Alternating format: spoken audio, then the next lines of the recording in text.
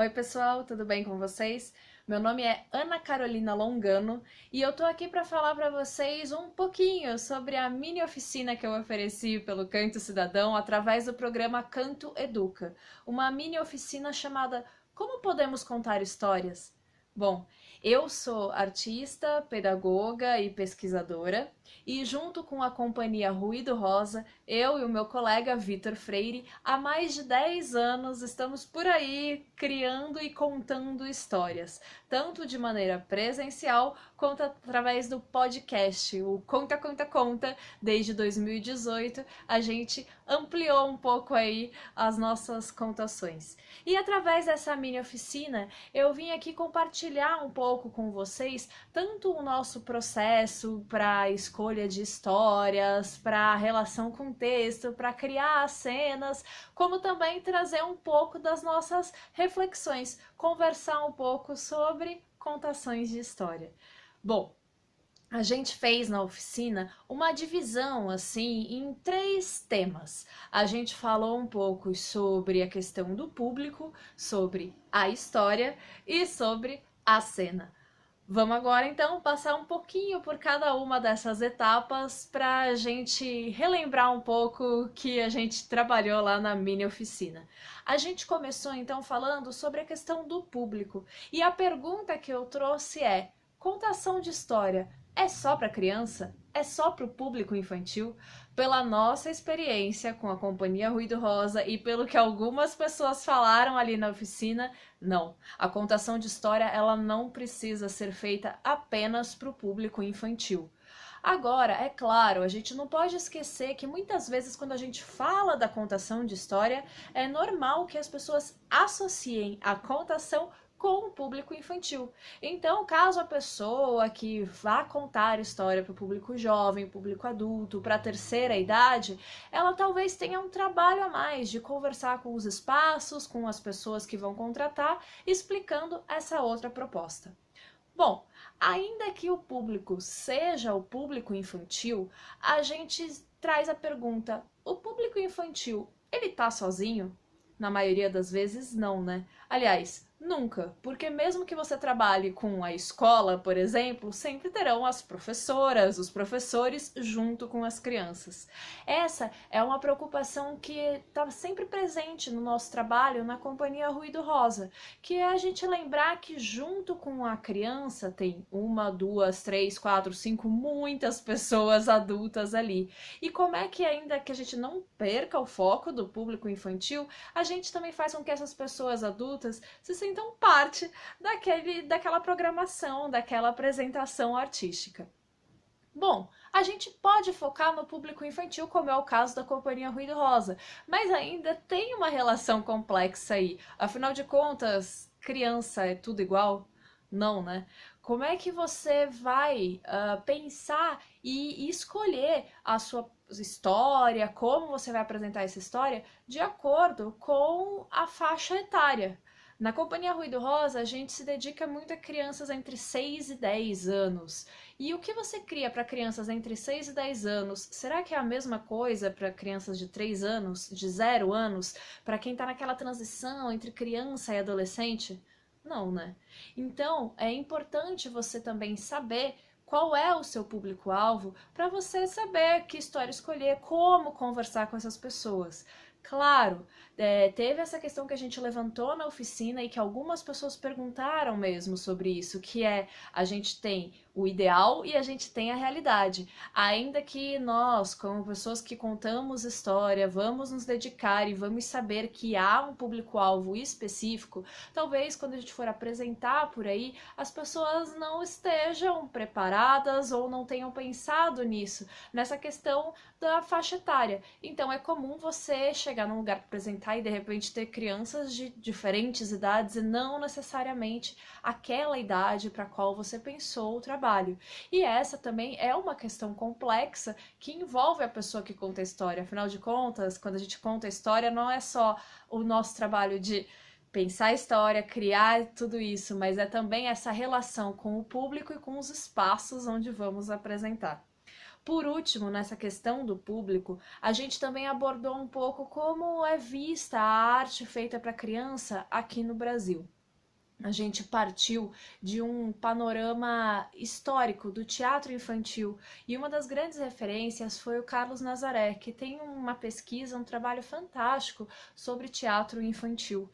Então, através de pesquisas sobre isso aqui no Brasil, a gente viu que o teatro infantil ele surge um pouco como um tapa-buraco, sabe? Então a gente tem ali um teatro, tem figurino que não está usando, tem cenário que não está usando, então a gente aproveita tudo isso para fazer aí um teatro para criança.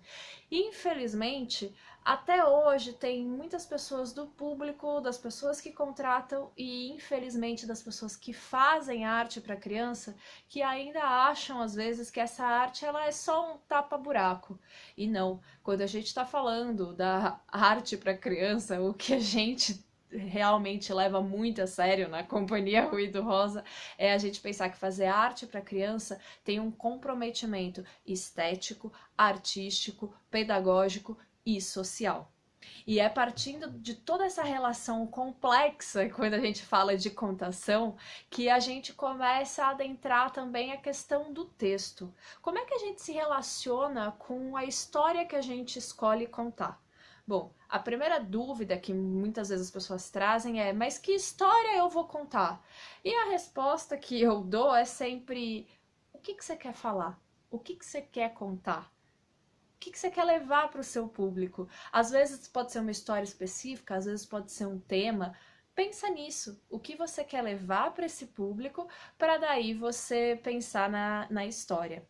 Ainda tem alguns casos de você ser chamada para contar uma história específica, então você não escolheu aquela história, mas ainda assim essa questão é válida. Dentro daquela história específica, o que você quer falar? O que você quer chamar mais atenção?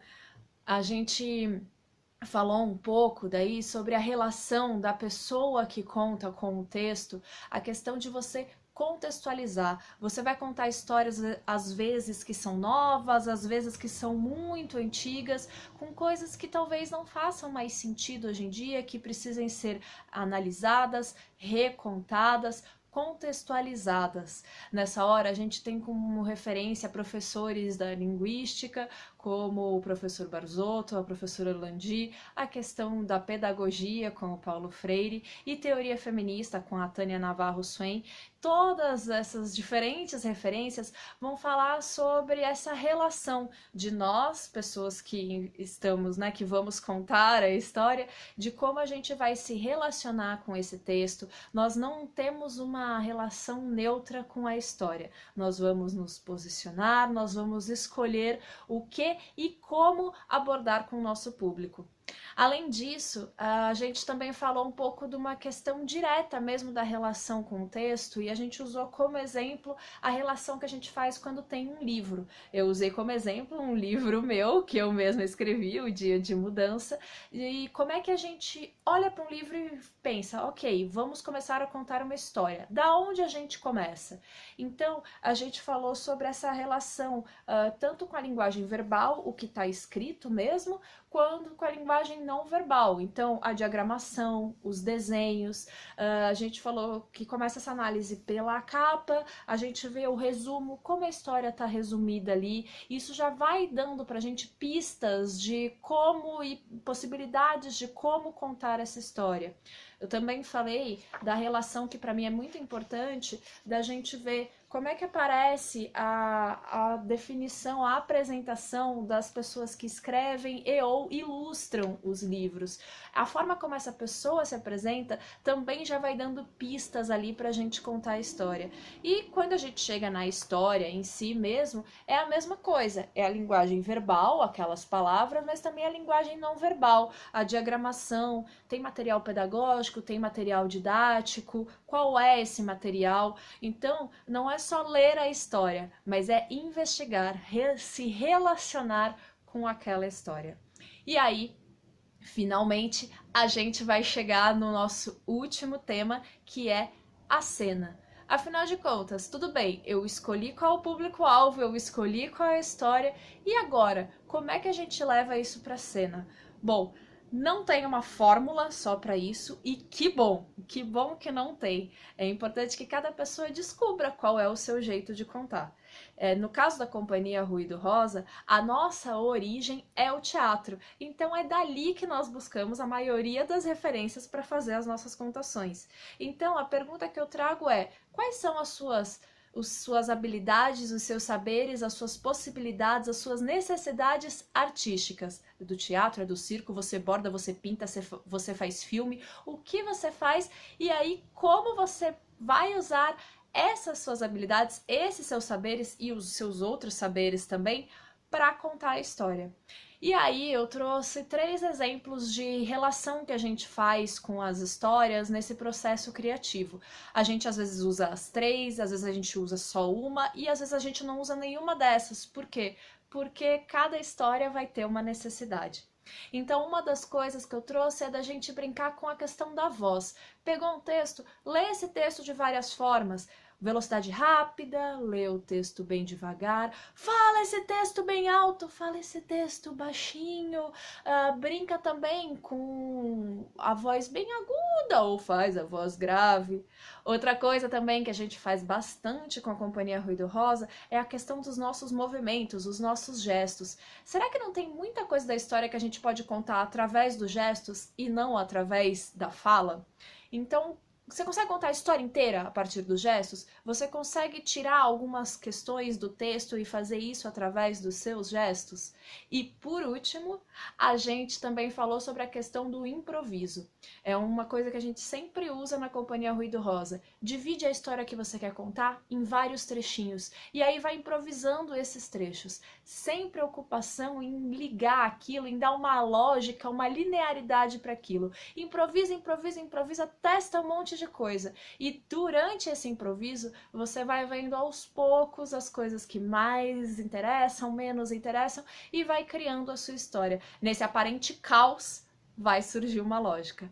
Bom, isso foi um pouquinho só do que a gente viu na mini oficina. Eu espero que tenha ajudado vocês e até a próxima. Tchau!